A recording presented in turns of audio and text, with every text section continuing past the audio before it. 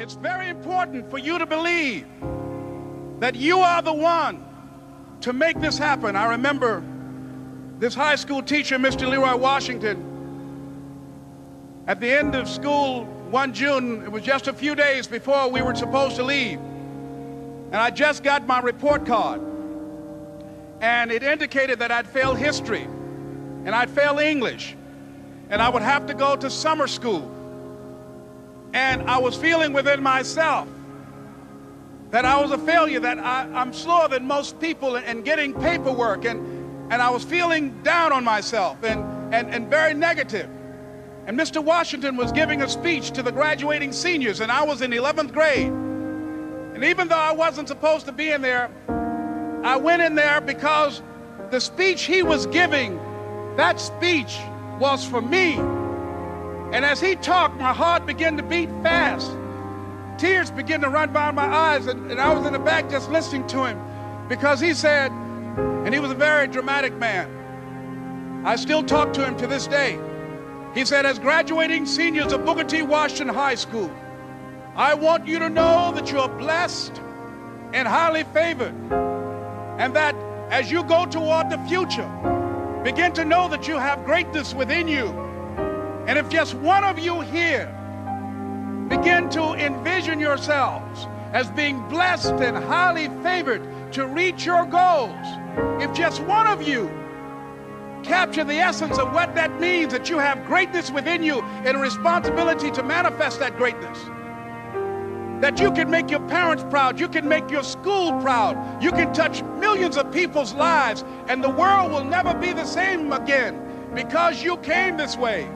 And the students gave him a rousing standing ovation. And as he left the auditorium, I ran down the steps and I caught him in the parking lot. I said, Mr. Washington? He said, yes. I said, do you remember me, sir?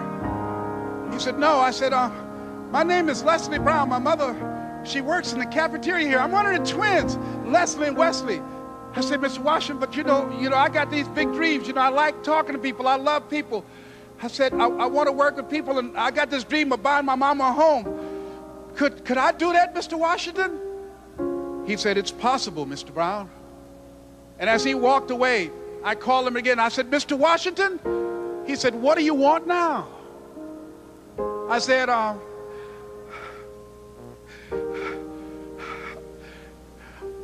the one, sir. I said, I'm the one. You remember me, sir. I'm Miss Mamie Brown's boy. I'm the one. I'm the one. I lost 5 aunts to cancer in the last 10 years. My mother-in-law was diagnosed with cancer. They sent her home. She just strong and she outlasted. My wife, MS, listen to me very closely. Life gonna go on regardless. I just want to make sure that the life we got left, that is sweeter than the life that if I would give up or if I wasn't focused and I wasn't doing what I was supposed to do. So when you've been with somebody since you're 16 years old and they got a chronic illness, don't you know it's easy for me to go drink? Now, it would be easy for me to go drink too. It's rough. My life, it ain't what it used to be before she got sick.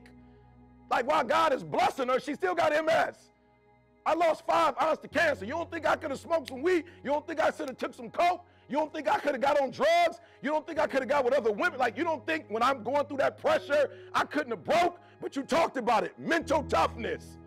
It is in those times we have to be stronger than we've ever been before. Why? Because they need us more than they ever needed us before. And you guys are blessed in that you are the 1%ers.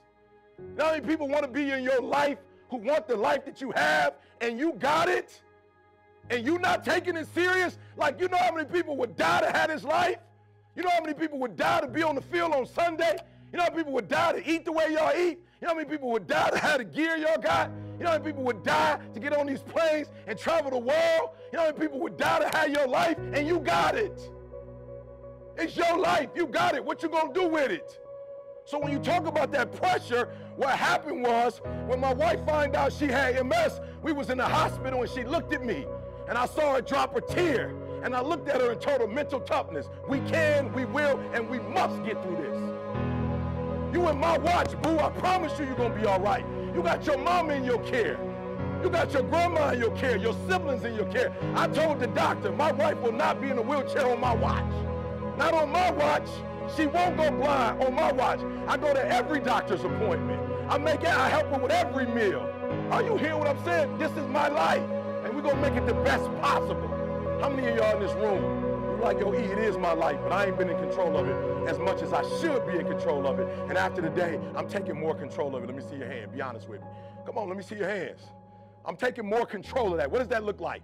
Two people tell me, what would that look like? I'm taking more control of this opportunity. What would that look like?